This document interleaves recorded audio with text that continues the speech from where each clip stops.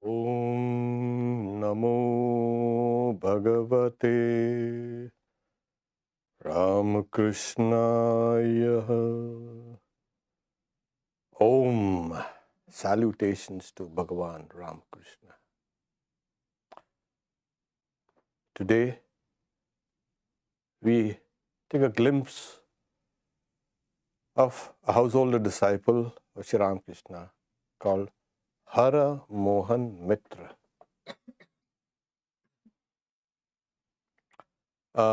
We have been going through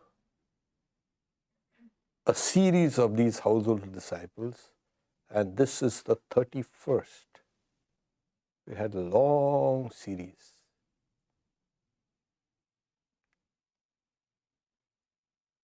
What comes out through these lives is simple, that Sri Ramakrishna's many-sided spiritual personality is evident. And their lives, the lives of the disciples, the householder disciple of Sri Ramakrishna, is ample evidence that they came and how they were transformed. It brings to life spiritual truths, spiritual striving, spiritual discipline, spiritual goals. And this is important in this world today, because we are apt to quote, as I say, Friedrich Nietzsche, God is dead. They don't realize that whole passage of Nietzsche is so profound, very profound, and they take that, God is dead. They don't read the whole thing. In the whole narrative, it ends with, yeah, we have killed him.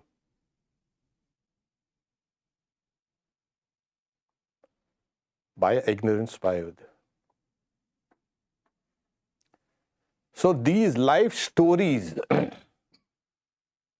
of these direct householder disciples, which are the direct, of course, disciples, they have a kind of a light on these spiritual verities. When we see them, Sri Ramakrishna's life comes alive, and their lives also becomes magnified. Today we may not think so highly of them, but I tell you, as time rolls on, we are seeing this more and more. These lives have played a very crucial role in the mission of Sri Ramakrishna. Now, Haramohan Mitra was one of the, as they say, the minor players. Not much is mentioned about him, except a few places. And of course, no life is minor or insignificant when it comes in touch with Sri Ramakrishna. That whole life becomes converted into gold. Haramohan Mitra, he was born poor. And his father, Ram Gopal Bosu, lived near Swami Vivekananda's ancestral house. And they were both good friends, Swami Vivekananda and Haramohan Mitra. And not only that, Haramohan Mitra also was Swamiji's classmate. When I was reading Swamiji's life, I used to wonder, all these classmates, what happened to them? Yeah, he does meet he does meet some of them later in life. So he was one of them, classmate. Okay. His mother had several times seen Sri Ramakrishna, Dakshineshwar. So it is obvious that he was no stranger to Sri Ramakrishna. And his mother actually encouraged him to go to Dakshineshwar. Very few mothers you get. There are some mothers who will say, no, don't go there. Too much of religion will spoil your head. Religion is meant for old people. And young people also think, only when I got old, I can go to religion and all that. That is not religion. So Swamiji says the youngest and the fairest flowers have to be laid at the feet of the Lord, at the altar of the Lord. That is. Swamiji also writes, Yuvaiva dharma shila syat. One must be imbued with dharma from one's young age. Then you will understand what strength religion has in making a personality, a character. Nowadays, you have a little stress and they'll go to 20, you can say, therapist. So you can see what happens.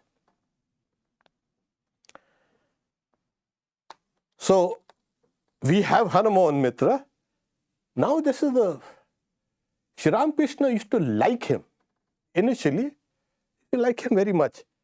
But then something happens and Sri Ramakrishna kind of distances himself from.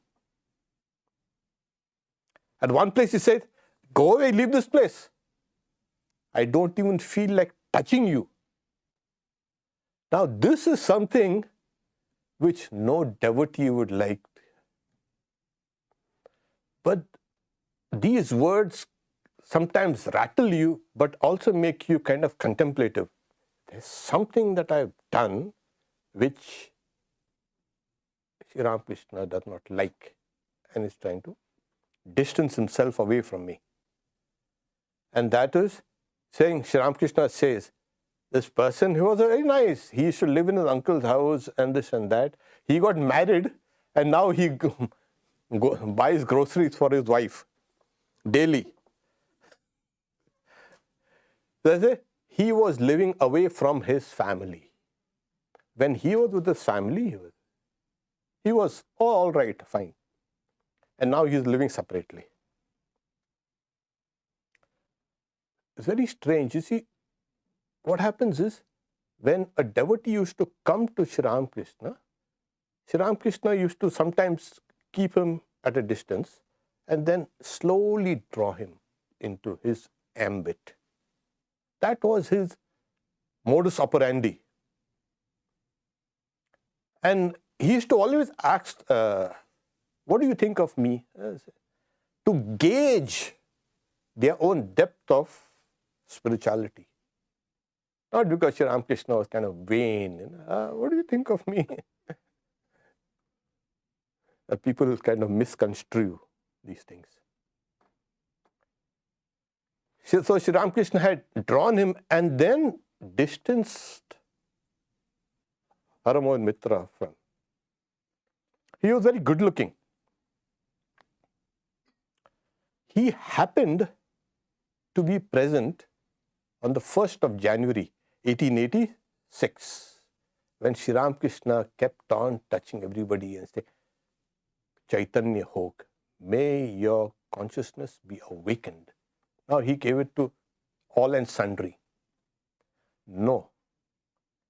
When he came to Haramohan in that group of devotees, and as we know the scene, they're kind of maddened with joy and spirituality. And people are going into great bhavas and this and that. So he touched everybody. But when he came to him, he touched him. That is important. But he said, let it be delayed for now.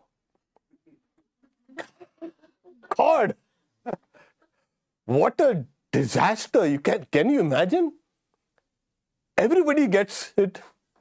And they're going into bhava, somebody is weeping, somebody is meditating, somebody is laughing. And this guy gets it, let it be postponed today. Let it be. That is a huge blow to if you have a spiritual ego, that will completely crush you. But you see, Sri Ramakrishna had touched him. That is very important.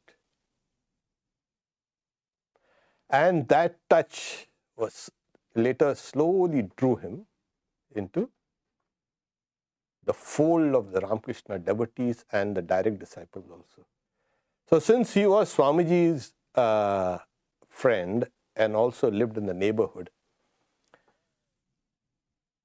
he used to interact with all of them. So one time, there's one incident where Swamiji and we are here talking, we are walking in Calcutta and we're talking, saying each word of Ramakrishna, you can say volumes can be written on it. So Haramohan is simple. Really, I don't see anything great in his sayings. Swamiji, if you had brains, hey, take any saying of Sri Ramakrishna and I'll explain it to you. And Haramohan, okay, tell me about this Mahut Narayan and Hathi Narayan, the elephant god and the elephant rider god. And this is it's a huge kind of confusion still between predestination and self-effort. And this is still debated both in the East and the West and everywhere. Do we have free will? Does self-effort work? Or does everything is dictated by the will of God, etc.? So Sri Ramakrishna's parable explains that. What happens is, you find Swamiji taking up this and explaining it to Haramohan for 3 days.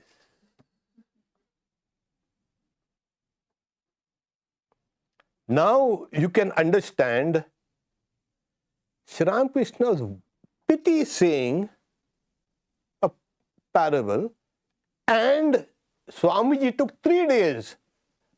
And you cannot call him that intellectual. You can call Sri Ramakrishna. The idea of speaking in very briefly, in pity sayings, speaks of a great mind. If you can put the whole of philosophy in a few words. And Swamiji extracted that and explained. Took 3 days. Okay.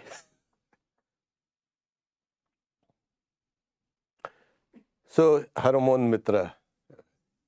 There's another aspect of Haramohan Mitra. Like nothing much is known about his family life, etc. But one thing is known. He was one of the first publishers, small-time publishers. The other was, as we have seen, Basumati Press, who did a tremendous work of spreading Sri Ramakrishna's teaching, Mukhopadhyay, of spreading in a grand way. He was a publisher. And some of the books he printed initially were Swamiji's Chicago Addresses, Teachings of Sri Ramakrishna, compiled by Suresh Chandra Datta, whom we've seen, who was the second compiler after Keshav Chandra Sen of Sri Ramakrishna's teachings. These have been now translated and they will be published by Swami Chitanananda. He's been working on it for some time. And then Paramahamsa Ramakrishna, written by, it's a very kind of concise book written by Pratap Chandra Mazumdar. He was one of the Brahmo leaders who then, as I say, turned coat. When Swamiji got all this kind of fame here, he was also present at the Chicago Parliament of Religion. And Sri Ramakrishna and his sayings by Max Muller. So Swamiji also had let him publish his lectures, the Chicago lectures and all the other things. But knowing him, he was poor, but yet he had a very large heart. This is one, aspect you find. The poorer person is, the larger is the heart. And the more wealth you have, the smaller is your heart. This is Maya.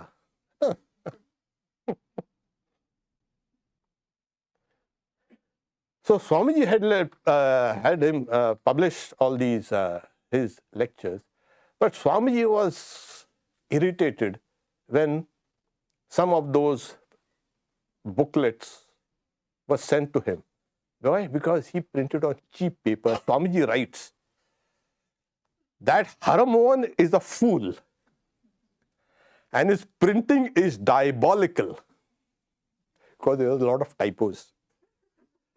There is no use in publishing books that way. It is cheating the public and should not be done. So here it is. Your cheap material, and though he knew English, and he also used to interact with Sister Nivedita. In fact, during one Nivedita's lecture at Albert Hall on Kali, the mother, who was chairing the meeting? Dr. Mahendralal Sarkar, the doctor of who has a grand appearance in the gospel, who was a skeptic and agnostic and everything. So she gave the lecture, and Mahendralal Sarkar, as usual, made disparaging statements about it. He was already a very famous doctor, Mahendralal Sarkar. Haramohan Mitra got up and gave another lecture defending image worship, Kali worship. And so he was the one who stood, and he always stood for truth.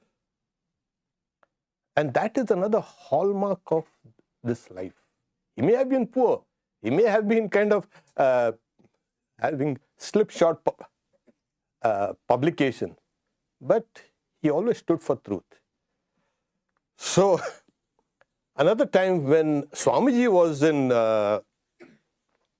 had returned, and Swamiji had become kind of a rage everywhere.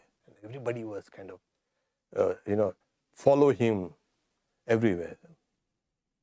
And so the Christian missionaries there, they were attacking him. Haramohan Mitra, he stood by his old friend. Swamiji himself is not going to counter all these things. And his was non-resistance for a monk. So resistance for householders. So he is very clear. So Haramohan Mitra stood and kind of countered all these things. So, and Swamiji understood, though he has shortcomings, he understood that this Haramohan was true to the core. So he used to publish, and in his zeal to spread the Ramakrishna Vivekananda literature, he gave away more than what he sold. Half of his copies were gratis, giving away. Students, etc. He used to also publish Sri Ramakrishna's pictures. And some of the direct disciples like Yogin Maharaj, they used to send young boys, young devotees to his shop to buy pictures or books, etc. He had anybody hungry, Haramohan was there to feed. Even if a dog or a cat followed him on the street, he would wait, stop, buy something and feed. So that was. But one of his greatest, you can say, contribution and all his devotion was to Holy Mother. So, Holy Mother used to wear a bracelet. That bracelet was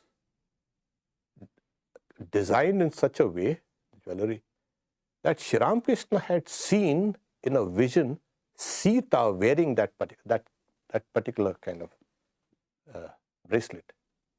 And he had that bracelet made for Holy Mother. And that also, when she was young, and some of the jewelry that was borrowed from the Laha family that was taken and on loan and given to Holy Mother, because she was getting married and she had no children. And then now they are wondering how to take the jewelry, remove the jewelry and return it. And the girl was sleeping. Holy Mother was sleeping. And Sri Ramakrishna very deftly removed the chains and all these things, all jewelry, and returned it. And when Holy Mother woke up, where's my jewelry? So she was inconsolable, and Sri Ramakrishna had said, don't worry. Sri Ramakrishna, his mother says that, when you, Sri Ramakrishna will get you jewelry when you grow up later. So that was also a promise. Sri Ramakrishna himself couldn't touch gold, and no metal. But he had them made for Holy Mother. So that Sita's bracelet, that was broken. And Haramohan, he bought a new pair, borrowed money, and had that fixed. He also gave jewelry to Radhu. Now Radhu was Holy Mother's niece. And because of that Radhu, Holy Mother's mind could be held down in this world. Yes, otherwise it was just impossible. Radhu, she was everything a girl shouldn't be. And Holy Mother had to keep a constant eye on her for everything. Why? She herself was Yogamaya. Sri Ramakrishna, one time, he showed that little girl crawling, pulling a blanket, etc. And then he told Holy Mother, hold her, she is Yogamaya. She will keep you out this. You will hold her and live in this world. Otherwise, it's not possible. People think like, what? How can Holy Mother live in this world? It's just impossible. Her mind was so pure and so elevated. It's not possible for such a mind to dwell in this world. Our minds are so impure and so gross. That is why we are living in this gross world. What else? Don't blame the world. Blame your own mind.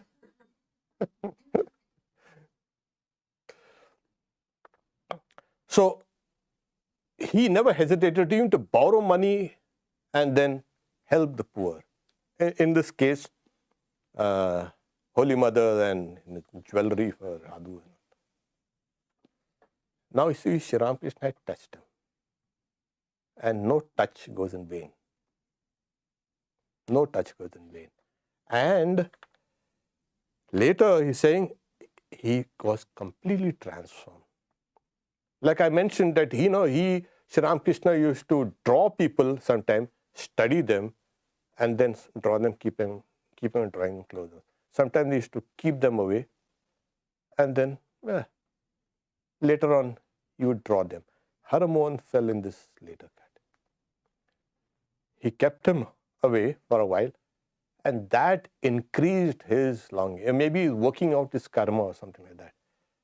And Haramohan, then he said, he had numerous spiritual experiences, visions of gods and goddesses. And his nature was, very sweet and very Catholic. His outlook was very Catholic. And so here was that magic touch of Sri Ramakrishna, touched, and that transformation comes. And this is also a lesson for all of us. Sri Ramakrishna, if he touches you, if he touches you, you'll get a big electric shock and you might go into another shocking state. But he has touched all of us in different ways. You don't need a physical touch. And you can, of course, pray to him for that physical touch, don't worry. He used to write with mantra on people's tongues, hidden, all these things. Touch. But Sri Ramakrishna as an entity has touched all our lives. There's no doubt about it. The very fact that we want to hear about him, Sri Ramakrishna's life and his teachings have become sweet in our lives.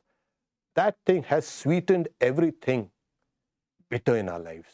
You think we could have lived in this world of bitterness, inside bitterness, outside bitterness, frustration, anger, hatred, jealousy? It is Sri Ramakrishna who has touched us, kept us sane. This is what happened in Haramohan's life also, and in a way, in all our lives. So when Sri Ramakrishna said, not now, later it did come. You know, Sri Ramakrishna's words never come untrue. Okay. Nothing much is known about how he gave his body up, but it is assumed that he gave up his body repeating the name of Sri Ramakrishna. Because you see, to have visions of gods and goddesses and spiritual experiences is no ordinary thing. Of course, with Sri Ramakrishna it was, if you want spiritual experiences or not, then I know there's only one place you can get it. Come to Sri Ramakrishna. There's no other place. If you go to some place, you might, I doubt whether you'll get something genuine. So he gave up this life here this way for Sri Ramakrishna, for the direct disciple, for spreading the teachings of Sri Ramakrishna. These are the lives that were blessed by the Master. And so there's a saying that there's no life insignificant when you come to spirituality. You have a great impact on the world of spirituality. Because, you know, there are various histories, the economic history, the political history, and there's so many histories. You know, we all study all these histories, but people forget there's something called a spiritual history of every culture. These spiritual histories, they have a lasting impact on that society. Every religion has had these mystics and saints that influenced their culture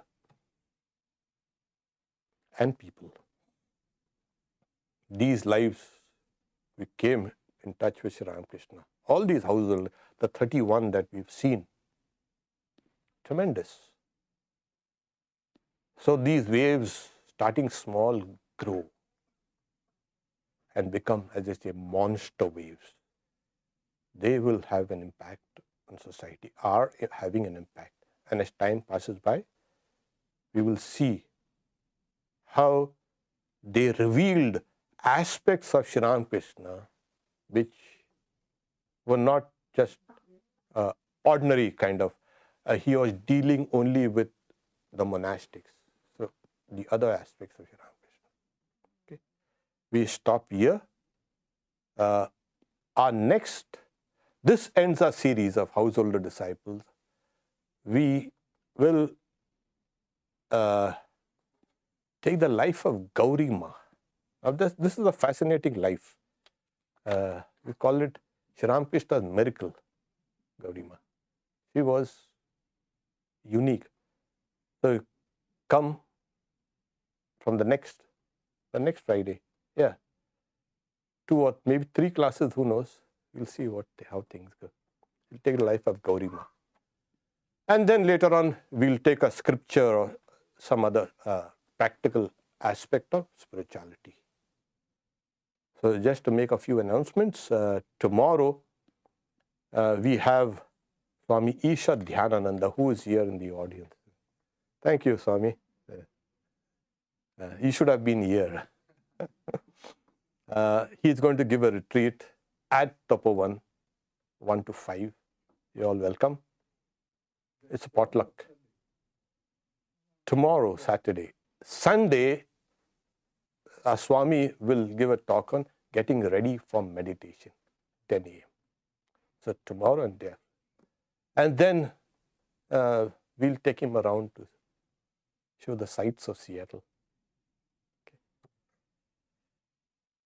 Om Shanti Shanti Shanti Harihi Om Tat Sat Sri Ramakrishna Arpanamastu.